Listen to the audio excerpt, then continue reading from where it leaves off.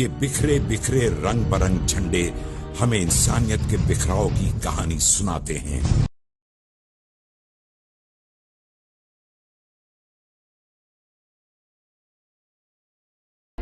नाइंसाफी की दास्तान सुनाते हैं, जुल्म और जबर के किस्से सुनाते हैं, इम्तियाजी सुलूक का फसाना बयान करते हैं, अपने मुनफरिद होने की रुदात सुनाते हैं और इनकलाब और बगावत के तेवर दिखाते हैं। लेकिन आज हमारा मौजू सिर्फ काले झंडे हैं।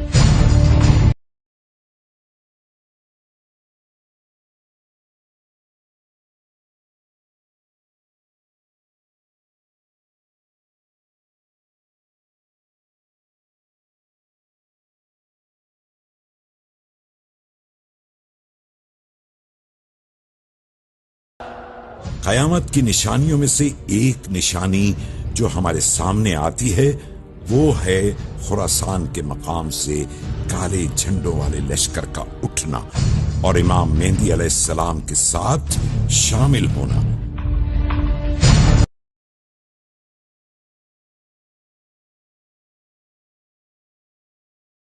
अब हमारे सामने 3 सवाल हैं। ये खुरासान कहाँ है और इसकी क्या अहमियत है? तो जो आज खुरासान कहलाता है ये ईरान का हिस्सा है और एक छोटा सा सूबा है और छोटा सा इलाका है, लेकिन एक्चुअल खुरासान ये नहीं है। कदीम ज़माने में सदियों पुराना जो खुरासान है उसका ताल्लुक जो है एक बहुत बड़े वसी इलाके और रकबे से है। वो अफ़गानिस्तान, बेसिकली अफ़गानिस्तान है, उसके बाद ईरान है, ईरान के बाद पाकिस्तान है और वस्ती जो एशियाई ममालिक हैं जिसमें ताजिकिस्तान वगैरह के इलाके, ये सारा इलाका ग्रेटर खुरासान कहलाता है। और खुरासान जो है अपने वक्त का बहुत बड़ा इल्मी मरकज़ रहा है। बाद में इस खुरासान को तकसीम कर चुके आलमी ताकतें जो हैं वो मुत्तहिदा इलाके देखना नहीं चाहती थी, चुनांचे उस्ताद ज़माना इस तरह की आई कि फिर इसको तोड़ा गया हिस्सों में। चुनांचे अफ़गानिस्तान लगाई, जो अफ़गान हमारे पाकिस्तान का मालाकंड तक डिवीज़न का इलाका है, ये खुरासान का हिस्सा रहा है। तो अगर पूरा खुरासान देखा जाए तो उसमें पाकिस्तान शामिल हो जाएगा, उसमें अफ़गानिस्तान शामिल हो जाएगा, उसमें ईरान, ताजिकिस्तान और वस्ती एशियाई ममालिक के बहुत से हिस्से जो हैं उसका हिस्सा बनेंगे खुरासान के। तो ये खुरासान का एक तारीखी पस मंज़र है, जोग्राफिया है। दूसरा सवाल, सुफियानी कौन है? तीसरा सवाल, काले झंडे वाले असल लोग कौन होंगे? क्योंकि बहुत से बातिल फितने भी काले झंडे उठाए फिरते हैं।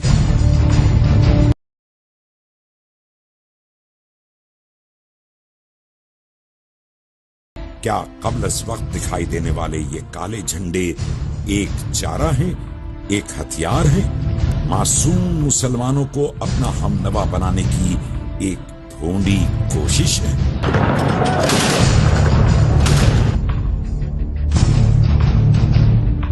जिल्द 2 हदीस नंबर 151।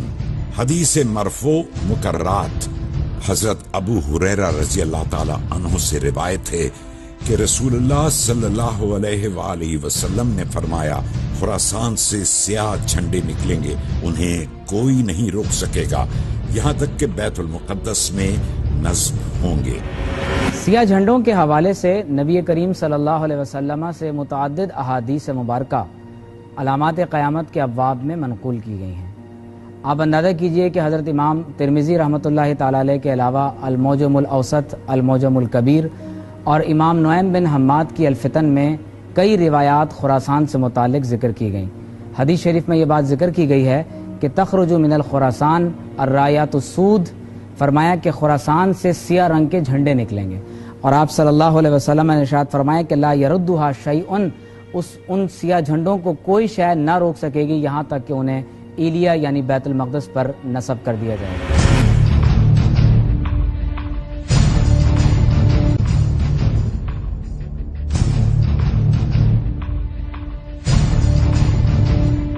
काले झंडों और खुरासान के हवालों से एक और रिवायत है। मोहम्मद बिन हनफिया रज़ी अल्लाह ताला अन्हु ने फरमाया कि बनी अल अब्बास का काला झंडा निकलेगा, फिर खुरासान से दूसरा काला झंडा या जमात निकलेगी जिनकी टोपियां काली और कपड़े सफेद होंगे। उनके अगले हिस्से पर एक आदमी मुकर्रर होगा جس کو شعیب بن صالح بن شعیب کہا جاتا ہے، وہ بنو تمیم سے ہوگا۔ پھر سفیانی کے ساتھی بھاگ کر بیت المقدس میں چلے جائیں گے۔ مہدی علیہ السلام کے لیے اس کی بادشاہت آسان اور مواقف ہوگی اور ان کی مدد اور فریاد رسی کریں گے۔ شام کے 300 آدمی ان کے خروج اور حکمت مہدی کے حوالے ہونے کے درمیان 72 مہینے ہوں گے، یعنی ایک جماعت خراسان سے ابھرے گی جو حضرت امام مہدی علیہ السلام کے ساتھ مل کر مارکہ حق طے کرے گی۔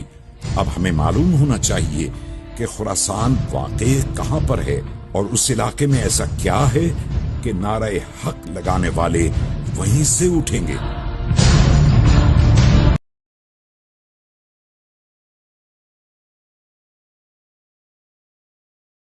حدیث مبارکہ کا مطالعہ کریں تو حضرت ابو ہریرہ رضی اللہ تعالی عنہ روایت کرتے ہیں کہ رسول اللہ صلی اللہ علیہ وسلم نے ارشاد فرمایا کہ ایک گروہ جو ہے وہ خراسان سے اٹھے گا کالے جھنڈوں والا، اور وہ اپنے کالے جھنڈے لے کر جو ہے وہ آگے بڑھے گا، اور یہ کالے جھنڈوں والا گروہ جو ہے بڑھتے بڑھتے بڑھتے بیت المقدس تک پہنچے گا اور وہاں جا کے اپنے جھنڈوں کو نصب کر دے گا۔ اور رسول اللہ صلی اللہ علیہ وسلم کی چونکہ حدیث ہے، لہٰذا ہمارا اس پر ایمان ہے کہ آپ صلی اللہ علیہ وسلم نے جو پیش گوئی فرمائی وہ اب تک ہوتی رہی ہے اور انشاءاللہ وہ ہوگی۔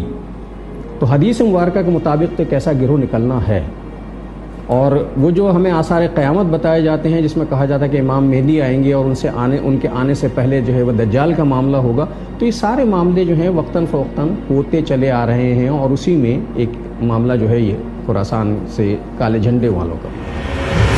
افغانستان کی سرزمین کو قدیم زمانے میں خراسان کہا جاتا تھا۔ اس میں پہلے وہ تمام علاقہ شامل تھا جو اب افغانستان ہے، جبکہ یہ ملک مشرق میں بدخشاں تک پھیلا ہوا تھا اور اس کی شمالی سرحد دریائے جیہوں اور خوارزم تھے۔ نیشاپور، مرو، ہرات اور بلخ اس کے دارالحکومت رہے ہیں۔ قدیم زمانے کے خراسان کا جو حصہ ایران میں شامل ہے وہ اب بھی اپنے اصلی نام کے ساتھ موجود ہے، لیکن صدیوں پہلے یہ ملک افغانستان، ایران، پاکستان اور وسط ایشیائی ریاستوں تک پھیلا ہوا تھا۔ یعنی کالے جھنڈوں کا قافلہ پاکستان، ایران، افغانستان اور وسط ایشیائی ریاستوں سے کہیں سے بھی ابھر سکتا ہے۔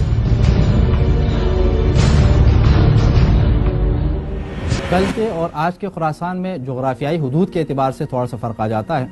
قدیم جو خراسان تھا اس کا رقبہ کافی زیادہ وسیع تھا، بہت سارے علاقے اس کے اندر آ جاتے تھے، جیسے ایران کے بہت سارے علاقے شامل تھے، افغانستان کے بہت سارے علاقے اس میں آ جاتے تھے، تاجکستان، ترکمانستان اور ازبکستان کے علاقے اور پاکستان کے حتیٰ بعض علاقے بھی اس میں شامل تھے۔ لیکن موجودہ خراسان کی اگر آپ بات کر لیں تو موجودہ خراسان جو ہے وہ صرف ایران میں ہے اور ایران کے چند صوبوں پر مشتمل ہے۔ تقریباً 3 صوبے ہیں کہ جن کو خراسان کہا جاتا ہے: خراسان شمالی، خراسان جنوبی اور خراسان رضوی۔ یا یہ کالے جھنڈے آج کے افغانستان کی سرزمین سے ابھریں گے، کیونکہ موجودہ افغانستان ہی خراسان کا سینٹرل پوائنٹ بنتا ہے۔ یاقوت حموی نے خراسان کے جغرافیہ کو بہت تفصیل کے ساتھ بیان کیا، اور میں چاہوں گا کہ میں ان کی عبارت کی ہی روشنی میں اس جغرافیہ کی تفصیل بیان کروں۔ آپ فرماتے ہیں کہ اس کی اول حدود عراق، جوین، بیحق جو موجودہ ایران کا قصبہ ہے، فرمایا اس کے علاوہ اس کی آخری حدود میں ہندوستان میں تخارستان، غزنہ، سجستان اور کرمان، فرمایا یہ اس کی آخری حدود ہیں۔ آپ فرماتے ہیں البتہ یہ علاقے خراسان میں شامل نہیں، اس کی حدود کے کنارے ہیں، اور خراسان کے امہات البلاد میں نیشاپور، ہرات، مرو، بلخ، طالقان، نسا، ابیورد اور سرخس شامل ہیں، جبکہ بعض علماء نے ماوراء النہر کے علاقوں کو بھی اس خطے کے اندر شامل کیا ہے۔ تو گویا کہ افغانستان کا قلب خراسان اور ایران کا جو پورا بیلٹ ہے، اور پاکستان کا جو آپ کو اس وقت آپ کو قبائلی علاقے کا جو خطہ پاکستان کا جو آپ کو علاقہ نظر آتا ہے، یہ تمام کا تمام اس دور کے خراسان میں شامل ہے۔ افغانستان یہی وہ خطہ ہے جہاں آج اسلام دشمن شیطانی طاقتیں پاکستان، افغانستان اور ایران کے خلاف برسر پیکار ہیں۔ ان ممالک کے خلاف کارروائی کے لیے جو پوری دنیا کے غیر مسلم ممالک کا اتحاد و اشتراک ہو گیا ہے، اس کی وجہ بھی شاید یہی ہے کہ یہاں سے انہیں اسلام کی حیات نو کا اندیشہ ہے۔ خراسان جو ہے بیسیکلی جو ہے وہ افغانستان ہے، ٹارگٹ جو ہے وہ افغانستان بنا ہے دنیا کا۔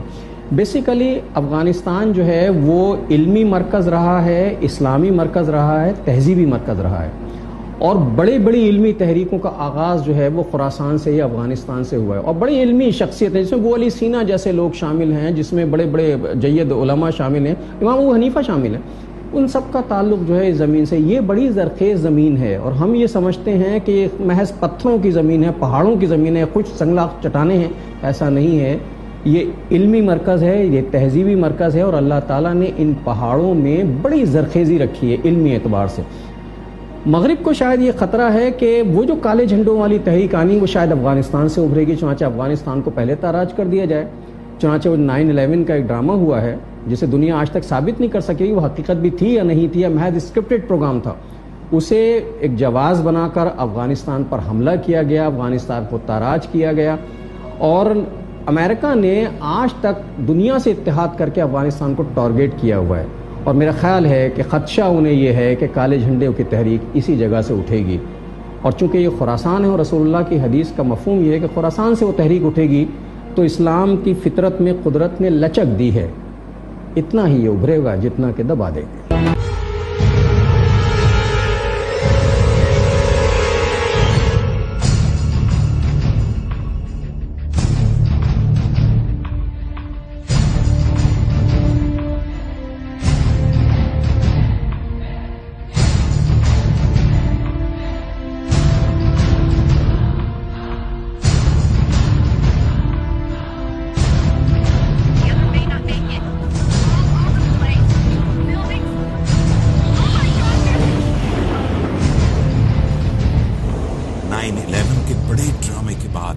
امریکہ نے آنکھیں بند کر کے افغانستان پر الزام لگایا اور یورپی ممالک کا اتحاد بنا کر حملہ کر دیا۔ 9/11 کا جو واقعہ ہوا وہ بھی بالکل ایک ڈرامائی انداز میں ہوا۔ جس دن وہاں پر حملہ ہوا اس دن بہت سارے یہودی جو ہے وہاں سے بالکل غائب تھے، اور بعد میں بھی جو رپورٹیں آ گئی سامنے ان رپورٹس کے اندر بھی یہی کہا گیا کہ یہ باقاعدہ ایک پری پلان ایک نقشہ تھا تاکہ اس کے مطابق جو ہے بعض ممالک کے اوپر چڑھائی کی جائے، اور ان میں سب سے زیادہ جو ان کے پیش نظر تھا وہ اسلامی ممالک، اور افغانستان کے اوپر آپ نے دیکھا اسی کے بعد حملہ کیا۔ اور افغانستان کے اوپر حملہ کرنے کا بھی ایک بنیادی مقصد ان کا یہی تھا کہ پاکستان کو کنٹرول میں رکھے اور پاکستان کو پریشائز کر کے جو ہے اپنے مفادات وہ حاصل کر سکیں، اور اسی طرح انہیں شاید وہ روایات بھی ان کے محققین کے پیش نظر ہوں گی کہ جن کی بنیاد پر اسی علاقے سے آخری زمانے میں قیامت سے پہلے جو ہے حضرت امام مہدی علیہ السلام کی فوج میں شامل ہونے کے لیے کالے جھنڈوں پر مشتمل افراد جو ہے یہاں سے نکلیں گے اور پھر ظالموں کا خاتمہ کرتے ہوئے امام مہدی کی فوج میں شامل ہو جائیں گے۔ کیا یہ سب کچھ اسکرپٹڈ تھا؟ ٹوئن ٹاورز پر ڈرامائی حملہ اور اس حملے کا غصہ اتارنے کی ایکٹنگ کرتے ہوئے ایشیا پر ٹوٹ پڑنا اور وار اینڈ ٹیرر کی فضول اصلاح سامنے لانا، اگر یہ سب اسکرپٹڈ تھا تو اس کے مقاصد کیا تھے؟ افغان وار جو ہے وہ ایک کرشماتی وار ہے۔ اب آپ اسے یہ نہ سمجھیے گا کہ میں کوئی افغان وار جو ہے اس کے حوالے سے کوئی ٹریبیوٹ پیش کر رہا ہوں۔ کرشماتی وار اس وجہ سے کہ افغانستان میں جو لوگ لڑ رہے ہیں وہ لوگ وہ ہیں جو پانی میں سوکھی روٹی کے ٹکڑے ڈبو کر کھاتے ہیں۔ دنیا نے دیکھا ہے، میڈیا اس کا گواہ ہے۔ اور افغانستان پہ جو لوگ حملہ آور ہوئے ہیں وہ سپر پاور ہے، اور یہ اسی طرح کی سپر پاور جیسے سلطنت روما کی سپر پاور تھی۔ مجھے تو تاریخ جو ہے اپنے آپ کو دہراتی ہوئی نظر آتی ہے۔ سلطنت روما کی سپر پاور کا تصور نہیں تھا کہ اسے کوئی شکست دے سکتا تھا، اور کچھ لوگ جو ہے گھوڑوں پر تیر تلوار لے کر نکلے جن کے پاس زیادہ راہ بھی کچھ نہیں تھا، انہوں نے جا کے سلطنت روما کو تاراج کر دیا۔ افغانستان پر پہلے رشیا نے حملہ کیا، رشیا سپر پاور تھا، اور افغانستان کے پہاڑوں سے سر ٹکرا کے وہ تباہ و برباد ہو گیا، شیرازہ بکھر گیا اس کا۔ یہی غلطی امریکہ نے کی۔ امریکہ وہاں آ کر پھنس گیا، اور اس کے بعد اسے ضرورت پڑی کہ اتحادیوں کو جمع کرے، چنانچہ چاروں طرف سے اس نے اپنے اتحادی جمع کرے، اس کے باوجود بھی فتح اس کا مقدر نہیں بن سکی، اس لیے کہ وہاں جو لڑائی ہے، میری ذاتی رائے یہ ہے کہ وہاں جو لڑائی ہے اور دنیا دیکھ رہی ہے وہ ہتھیاروں کی لڑائی نہیں ہے، وہ کسی اور طاقت کی لڑائی ہے، اور جس طاقت کی وہ لڑائی ہے اس طاقت کو ہم ایمان کہتے ہیں۔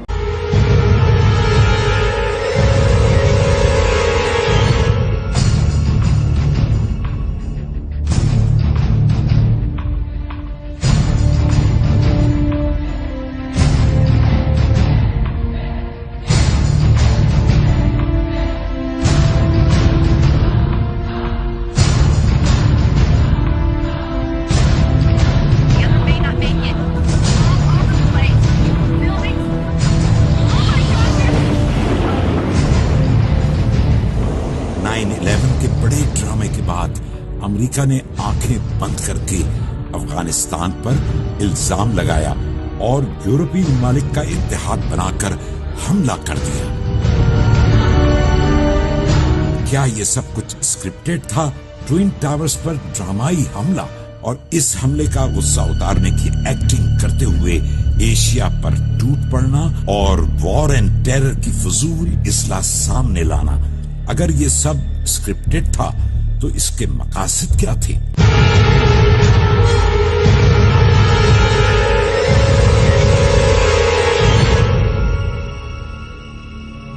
لیکن افغانستان ہی کیوں؟ امریکہ کو حملہ کرنے کے لیے کوئی اور مسلمان ملک نہیں ملا جو غریب ترین اور جنگ و جدل سے بکھرے ہوئے افغانستان پر حملہ کیا۔ 15ویں صدی عیسوی سے لے کر 20ویں صدی کے وسط تک کا دور کولونائزیشن کا دور کہلاتا ہے، اور اس عہد میں اس روئے زمین پر تقریباً تمام ہی کم و بیش اسلامی ریاستوں کو کولونائز کر لیا گیا۔ آپ دیکھتے ہیں کہ جو پوسٹ کولونائزیشن کا دور ہے اور امریکن امپیریلزم کا دور ہے، اس دور کے اندر صرف افغانستان کے علاوہ اور دیگر مسلم ریاستوں پر بھی باقاعدہ حملہ کیا گیا ہے۔ تو میں یہ سمجھتا ہوں کہ یہ جو مسلم جینوسائیڈ کا ایک بین الاقوامی سطح پر جو ایک تسلسل پوسٹ کولونائزیشن اور امریکن امپیریلزم کے تناظر میں جو تسلسل کے ساتھ سلسلہ جاری ہے، تو میں یہ سمجھتا ہوں کہ یہ بین الاقوامی عالمی تیسری جنگ کا ایک آغاز ہے۔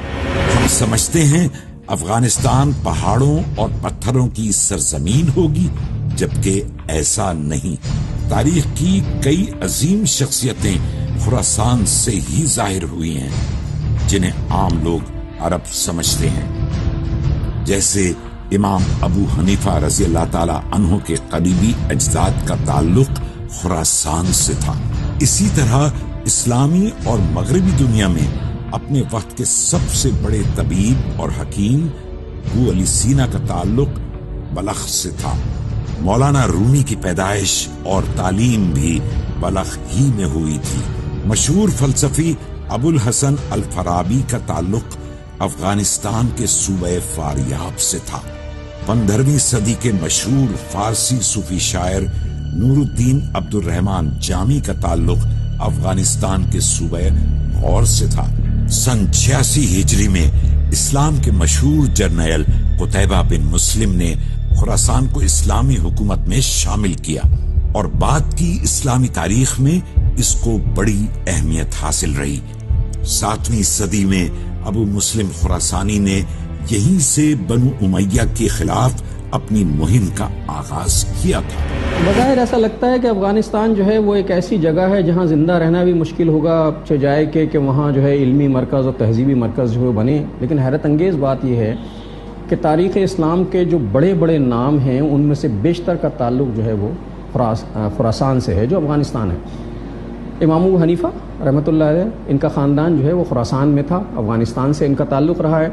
اسی طرح فارابی بہت مشہور جو ہیں فلسفی ہیں، ان کا تعلق جو ہے وہ یہاں سے رہا ہے۔ ابو علی سینا بہت بڑے طبیب گزرے ہیں، دنیا میں ان کا نام ہے اور طب کا آغاز ہی وہاں سے ہوتا ہے، ان کا تعلق جو ہے اسی علاقے سے تھا۔ اسی طرح ایک جرنیل قتیبہ ہیں، اس کا تعلق اسی علاقے سے تھا۔ تو جامی کا تعلق اسی علاقے سے، عبد الرحمن جامی بہت مشہور شاعر ہیں، ان کا تعلق اسی علاقے سے۔ تو یہ بڑی علمی اعتبار سے اور تہذیبی اعتبار سے بہت ہی سرسبز و شاداب زمین ہے، اور ہم آج بھی اسے تاراج کر رہے ہیں، لیکن آپ دیکھیں کہ تحریکوں کا آغاز وہیں سے ہو رہا ہے۔ خراسان سے جو کالے جھنڈوں والا لشکر اٹھے گا، اس کے بارے میں بہت سے سوالات اٹھتے ہیں۔ کوئی کہتا ہے یہ لشکر افغانستان اور پاکستان کا کمبائنڈ لشکر ہوگا، کوئی کہتا ہے یہ لشکر ایران سے اٹھے گا، کوئی مالا کنڈ کے پہاڑوں کی طرف اشارہ کرتا ہے اور کوئی وسط ایشیائی ریاستوں کی طرف، لیکن سب سے زیادہ جھکاؤ افغانستان کی طرف ہوتا ہے۔ سیاہ جھنڈوں کے حوالے سے یہ بات ذہن میں رکھیں کہ بین الاقوامی سطح پر بلیک بینرز پر جب آپ لا الہ الا اللہ محمد رسول اللہ صلی اللہ علیہ وسلم لکھا ہوا دیکھتے ہیں، تو بین الاقوامی جو پروپیگنڈا ہے، جو آئیڈیالوجیکل سبورژن کا ایک تسلسل جو جاری ہے، آپ دیکھتے ہیں کہ اس میں اس کلمہ طیبہ کو بدنام کرنے کی نعوذ باللہ من ذالک کوشش کی گئی۔ آپ صلی اللہ علیہ وسلم نے ارشاد فرمایا کہ جب سیاہ جھنڈے نکلیں گے فَإِنَّ أَوَّلَهَا فِتْنَةٌ، اس کا اول حصہ فتنہ ہوگا، فرمایا وَأَوْسَطَهَا ضَلَالَةٌ، اس کا درمیانی حصہ گمراہی ہوگا، وَآخِرَهَا كُفْرٌ، اور فرمایا اس کا آخری حصہ کفر ہوگا۔ تو یاد رکھیں کہ سیاہ جھنڈوں کا جو نکلنا ہے، اس سے مراد ہر قسم کے سیاہ جھنڈے نہیں ہیں، یعنی اس سے یہ ہرگز مراد نہیں ہے کہ کوئی بھی گروہ اٹھ کر اپنے لیے سیاہ جھنڈے کو بطور ایک علامت اختیار کر لے اور پھر اس علامت کو لازمی قرار دے دیا جائے کہ یہ امام مہدی علیہ السلام کا لشکر ہوگا۔ تو لہٰذا یہ بات ذہن میں رکھنا ضروری ہے کہ ان لوگوں میں ان صفات کا پایا جانا ضروری ہے کہ جن صفات کو قرآن و سنت میں اہل ایمان اور اہل اسلام کی نشانیاں قرار دیا گیا، اور یقینی طور پر وہ لشکر بالآخر اللہ تبارک و تعالیٰ کے راستے میں لڑتے لڑتے امام مہدی علیہ السلام کے لشکر کے ساتھ جا ملے گا۔ جھنڈوں اور حضرت امام مہدی علیہ السلام کے ظہور اور دنیا کے عدل سے بھر جانے کے حوالے سے باب الفتن میں ہے۔ عبداللہ رضی اللہ تعالی عنہ فرماتے ہیں کہ ہم رسول اللہ صلی اللہ علیہ وآلہ وسلم کے پاس تھے کہ اچانک بنی ہاشم کا ایک نوجوان آیا تو آپ صلی اللہ علیہ وآلہ وسلم کے چہرے مبارک کا رنگ متغیر ہو گیا۔ ہم نے کہا کہ اے اللہ کے رسول صلی اللہ علیہ وآلہ وسلم، کیا حکم نازل ہوا ہے کہ ہم آپ صلی اللہ علیہ وآلہ وسلم کے چہرے مبارک پر ناگواری دیکھ رہے ہیں؟ آپ صلی اللہ علیہ وآلہ وسلم نے ارشاد فرمایا کہ ہم اہل بیت کے لیے اللہ تعالیٰ نے آخرت کو دنیا پر ترجیح دی ہے، اور بقیہ میرے یہ اہل بیت میرے بعد عنقریب ابتلا میں ڈال کر اور دھتکار کر اور جلا وطن کر کے قتل کر دیے جائیں گے۔ پھر مشرق کی جانب سے کالے جھنڈوں والے حق مانگیں گے تو انہیں ان کا حق نہیں دیا جائے گا۔ ایسا 2 یا 3 مرتبہ ہوگا، پھر وہ لڑیں گے اور واپس لوٹیں گے تو انہیں ان کا حق دے دیا جائے گا، وہ جو انہوں نے مانگا، مگر اس وقت وہ اسے قبول نہیں کریں گے یہاں تک کہ وہ میرے اہل بیت میں سے ایک آدمی کو دے دیں گے۔ پھر وہ لوگ اس زمین کو عدل سے بھر دیں گے جیسا کہ انہوں نے اسے ظلم سے بھر دیا تھا۔ پھر تم میں سے جو بھی اس کو پائے تو وہ ان کے پاس آ جائے، اگرچہ برف پر سرین کے بل ہی چل کر آنا پڑے، کیونکہ وہی حضرت مہدی علیہ السلام ہوں گے۔ احادیث میں غزوہ ہند، فتح قسطنطینیہ اور سیاہ جھنڈوں والی فوج، ان تینوں یعنی موضوعات کو آپ اگر دیکھتے ہیں تو یہ ہمیں انٹر لنکڈ نظر آتے ہیں۔ خاص طور پر اگر آپ غزوہ ہند کی بات کریں یا فتح قسطنطینیہ کی بات کریں تو معلوم یہ ہوتا ہے کہ جس دور میں بھی قسطنطینیہ پر مسلمان حملہ آور ہوں گے یا جس دور میں بھی مسلمانوں کی جنگ ہندوستان کے مشرکین کے ساتھ ہوگی تو مسلمان افواج یقینی طور پر اس بشارت میں شامل ہوں گی، لیکن فتح قسطنطینیہ اور غزوہ ہند جو اپنے اکمال اور اتمام کے ساتھ ہوگا وہ حضرت سیدنا امام مہدی علیہ السلام کے ساتھ ہوگا، تو وہ لشکر اپنے اول دور سے ہی یعنی مسلمانوں کی طرف سے مزاحمت اور امن اور امان کو قائم کرنے کے لیے جد و جہد کرتا رہے گا یہاں تک کہ وہ حضرت امام مہدی علیہ السلام کی فوج کے ساتھ جا ملے گا۔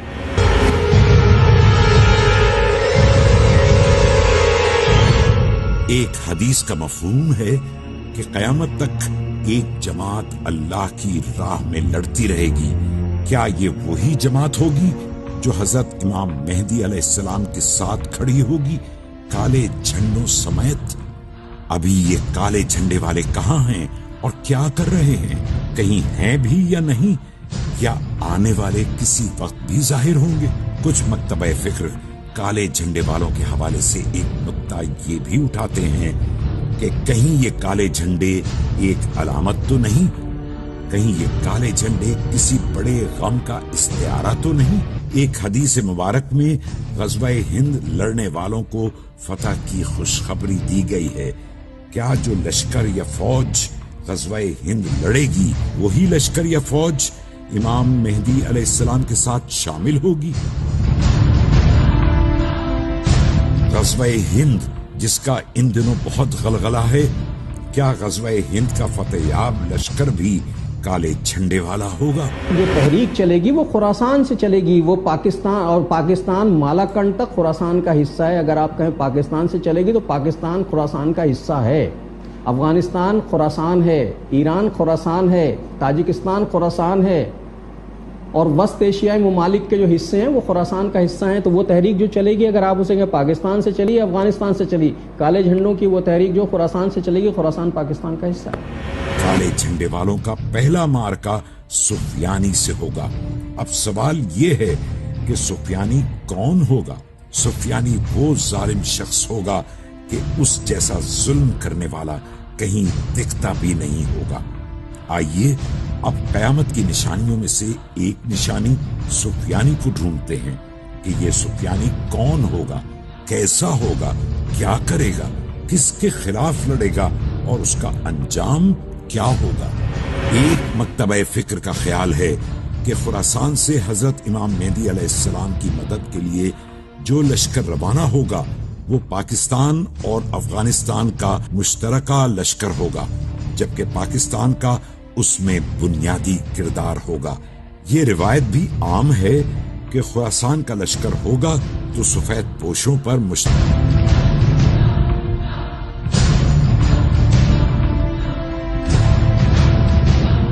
البتہ غزوہ ہند کے بارے میں یہ معلوم نہیں کہ وہ امام مہدی علیہ السلام کے ظہور سے پہلے ہوگی یا بعد میں، لیکن بعض مبصرین کا خیال ہے کہ صلیبی جنگ کی صورت میں کفر اور اسلام کا آخری اور فیصلہ کن معرکہ اسی خطے میں شروع ہو چکا ہے اور اگلے ہی لمحے یہ صلیبی جنگ اپنے طبعی انجام کو پہنچنے کے لیے ارض مقدس میں اپنے آخری دور میں داخل ہونے والی ہے۔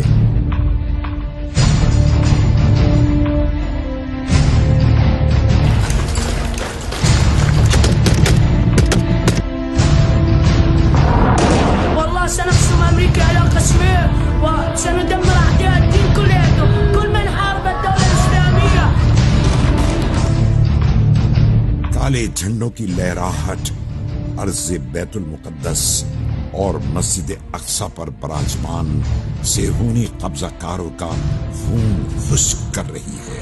غزوہ ہند جو ہے کالے جھنڈوں کے جو آثار ہیں اور جو ہمیں تاریخ سے جو چیزیں پتہ چلتی ہیں اور پیشگوئی سے پتہ چلتی ہے کہ غزوہ ہند کالے جھنڈوں کے بعد ہوگا، اور وہی کالے جھنڈے غزوہ ہند کے بعد وہی کالے جھنڈے بڑھتے بڑھتے بیت المقدس تک پہنچیں گے۔ تو یہ بعد یعنی قبل کی اور ما بعد کی تفریق نہیں ہوگی، ایک تحریک ہوگی جس کا آغاز ہوگا، اس کے بعد غزوہ ہند ہوگا اور اس کے بعد پھر جو ہے امام مہدی آئیں گے، اور امام مہدی کے بعد کا پورا سلسلہ بیت المقدس تک کا گویا اسلام کا 100% ریوائول ہوگا۔ موجودہ حالات کو سمجھنا ہے تو خراسان اور غزوہ ہند کی احادیث مبارکہ کو سامنے رکھ کر فیصلہ کیا جائے تو بہت سی باتیں خود ہی کھل کر سامنے آ جائیں گی۔ یہی وہ خطہ ہے جہاں آج اسلام دشمن شیطانی طاقتیں پاکستان، افغانستان اور ایران کے خلاف برسر پیکار ہیں۔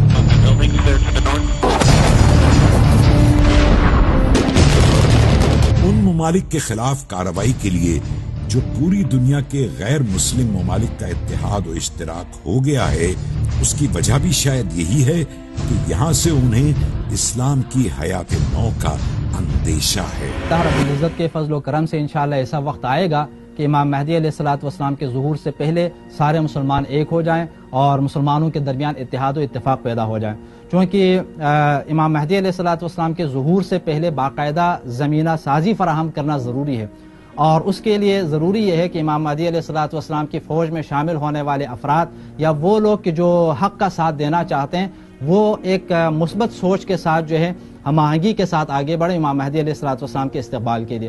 تو اس بنیاد پر یہ سوچ اور یہ فکر چونکہ سارے مسلمانوں کے درمیان پائی جاتی ہے اور سارے اسلامی ممالک اس نظریے کو مانتے ہیں، تو ہم یہ امید رکھتے ہیں اور توقع رکھتے ہیں کہ ایک ایسا زمانہ آئے گا کہ سارے حق پرست اور دین کے چاہنے والے اتحاد و اتفاق کے ساتھ امام مہدی علیہ السلام کے استقبال کے لیے آگے بڑھیں گے۔ غزوہ ہند ہو یا کالے جھنڈوں کا لشکر، کہیں حقیقت روایات میں گم دکھائی دیتی ہے، کہیں روایات حقیقت کا روپ دھارتی نظر آتی ہے، کہیں سچ کو کانسپریسی تھیوری کہا جاتا ہے تو کہیں کانسپریسی تھیوریز کو سچ مانا جاتا ہے۔